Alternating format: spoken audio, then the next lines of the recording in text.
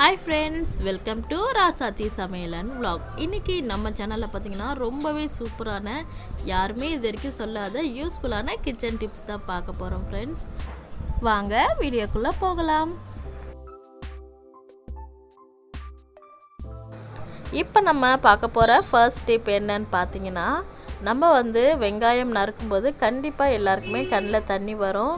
அது இயற்கை தான். ஆனாலும் பார்த்திங்கன்னா நம்ம இனிமேல் ஆனியன் நறுக்கும்போது தண்ணி வராமல் இருக்கணும் அப்படின்னு நினச்சிங்க அப்படின்னா, இந்த மாதிரி வெங்காயத்தை ஒரு 5 நிமிஷம் தண்ணியில் போட்டு வச்சுட்டு நம்ம இந்த மாதிரி பொடி பொடியாக எவ்வளோ பொடிசாக நறுக்குனாலுமே பார்த்திங்கன்னா உங்களுக்கு கண்ணில் தண்ணியே வராது.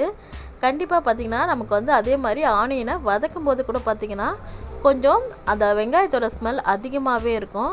ஆனால் இந்த மாதிரி நம்ம தண்ணியில் போட்டுட்டு வெங்காயத்தை நறுக்கும் போது பார்த்திங்கன்னா உங்களுக்கு கண்ணில் தண்ணியே வராது. அதே சமயம் வதக்கும் போது உங்களுக்கு வெங்காயத்தோட அந்த எரிச்சலும் அந்த காட்டமும் இருக்காது ஃப்ரெண்ட்ஸ். கண்டிப்பாக இந்த டிப்ஸ் உங்களுக்கு யூஸ்ஃபுல்லாக இருக்கும்னு நினைக்கிறேன். கண்டிப்பாக ட்ரை பண்ணி பாருங்கள். வாங்க நம்ம நெக்ஸ்ட் டிப்ஸ்குள்ளே போகலாம். நெக்ஸ்ட் டிப் பார்த்திங்கன்னா ரொம்பவே யூஸ்ஃபுல்லான டிப்ஸ் ஃப்ரெண்ட்ஸ். நிறைய பேருக்கு பார்த்திங்கன்னா அவங்கவுங்க வீட்டில் சிங்க் அடிக்கடி அடைச்சிரும். அப்படி அடைக்காமல் இருக்க நான் என்ன பண்ணலாம் அப்படின்னு சொல்லிட்டு தான் பார்க்க போகிறோம். நான் பார்த்திங்கன்னா இந்த டிப்ஸை கிட்டத்தட்ட 15 வருஷமாக யூஸ் பண்ணுறேன். இப்போ பார்த்திங்கன்னா நம்மளோட சிங்கில் இந்த மாதிரி கொதிக்க தண்ணியை நீங்கள் ஊற்றிக்கணும். எனக்கு பார்த்திங்கன்னா நான் அடிக்கடி இந்த மாதிரி பண்ணுறதால எனக்கு சிங்க் அடைச்சதில்லை இது வரைக்குமே. அது கொஞ்சமாக தண்ணி சேர்த்துருக்கேன். நீங்கள் உங்களோட சிங்க்கு எவ்வளோ நாள் அந்த மாதிரி அடைச்சிருக்கு அப்படின்றத பொறுத்து ஒரு பக்கெட் தண்ணியிலேருந்து நீங்கள் ஒரு ஜக்கு தண்ணி வரைக்குமே யூஸ் பண்ணிக்கலாம். இப்போது இதில் பார்த்திங்கன்னா நான் சோடா மாவு தாங்க சேர்க்குறேன், இட்லி சோடா மாவு. இதை உங்களுக்கு தேவையான அளவுக்கு சேர்த்துக்கோங்க. நீங்கள் ரொம்ப கம்மியாலாம் யூஸ் பண்ணக்கூடாது. இது தாராளமாக ஒரு பெரிய கரண்டி அளவுக்கு சேர்த்துக்கோங்க. சேர்த்துட்டு நம்ம இதில் பார்த்திங்கன்னா இன்னொரு பொருள் சேர்க்க போகிறோம். அது பார்த்திங்கன்னா வினிகரும் சோடா மாவும் ஒன்றா சேர்க்கும்போது பார்த்திங்கன்னா உங்களுக்கு அது நல்லா பொங்கி வரும். அந்த மாதிரி பொங்கி வரும்போது பார்த்திங்கன்னா நம்ம சிங்க்குள்ளே எவ்வளோ அடைச்சிருந்தாலுமே அது நல்லா உங்களுக்கு கரைஞ்சி சிங்கில் போயிடும். இந்த மாதிரி நீங்கள் வாரத்துக்கு ஒரு தடவையோ இல்லை 10 நாளைக்கு ஒரு தடவையோ இந்த மாதிரி ஃபஸ்ட்டு சுடுதண்ணி சேர்த்துட்டு அடுத்து இந்த மாதிரி நம்ம சோடா மாவும் அடுத்து இந்த வினிகரும் சேர்த்து நம்ம இந்த மாதிரி செஞ்சோன்னு பார்த்திங்கன்னா உங்களுக்கு சிங்கை அடைக்கவே அடைக்காதுங்க.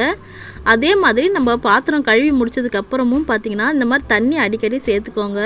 அதனால் பார்த்திங்கன்னா நம்ம சிங்கில் எப்பயுமே அடைச்சல் இருக்கவே இருக்காது. நான் பார்த்திங்கன்னா இந்த மாதிரி தான் எப்பயுமே யூஸ் பண்ணுவேன். அதனால் பார்த்திங்கன்னா எனக்கு இது வரைக்கும் 15 வருஷத்தில் இது வரைக்கும் எனக்கு சிங்க் அடைச்சதே கிடையாது ஃப்ரெண்ட்ஸ். அடுத்தது பார்த்திங்கன்னா நம்ம நைட்டில் எப்போயுமே சரி பாத்திரம் சிங்கில் வைக்கவே கூடாது. நம்ம பாத்திரமெல்லாம் கழுவி முடிச்சதுக்கப்புறம் இந்த மாதிரி நல்லா நீட்டாக க்ளீனாக தொடச்சி வச்சிட்டிங்க அப்படின்னு பார்த்திங்கன்னா உங்களுக்கு கரப்பாம்பூச்சி மற்ற பூச்சி தொல்லைங்க எதுவுமே இருக்காது.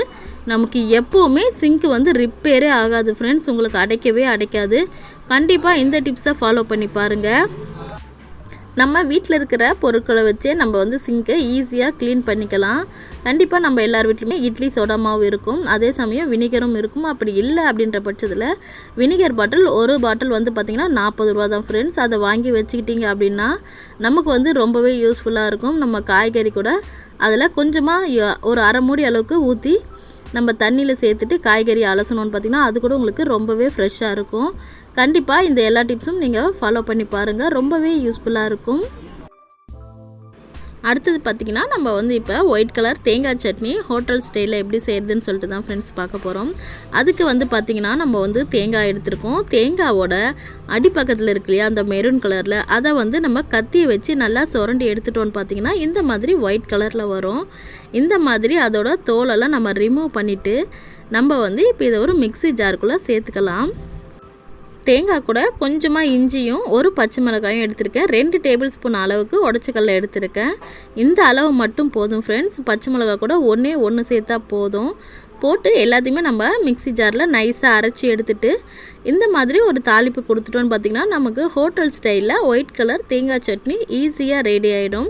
கண்டிப்பாக இந்த மெத்தடில் தேங்காய் சட்னி செஞ்சு பாருங்கள், ரொம்பவே சூப்பராக இருக்கும். பசங்களும் விரும்பி சாப்பிடுவாங்க.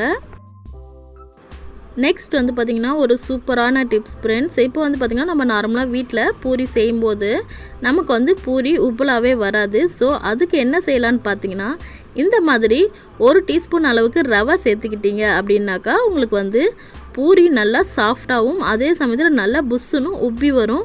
கண்டிப்பாக இந்த டிப்ஸை ஃபாலோ பண்ணி பாருங்கள், பூரி உங்களுக்கு சூப்பராக வரும்.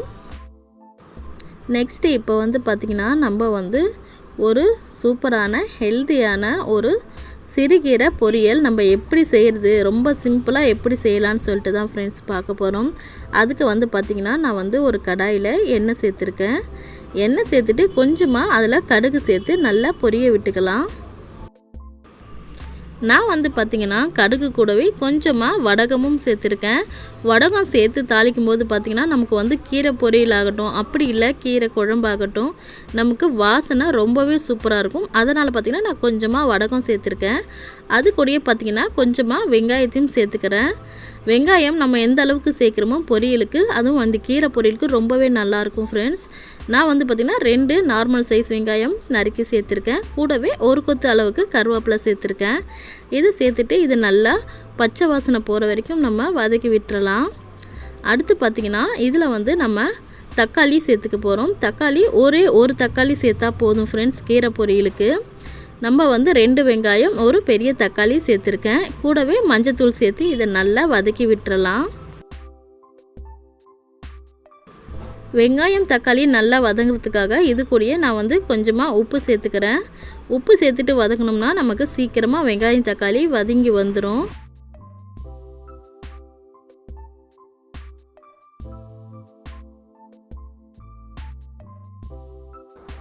இது கூடயே நான் வந்து ஒரு 4 பல்லு அளவுக்கு பூண்டை நசுக்கி சேர்த்துக்கிட்டேன்.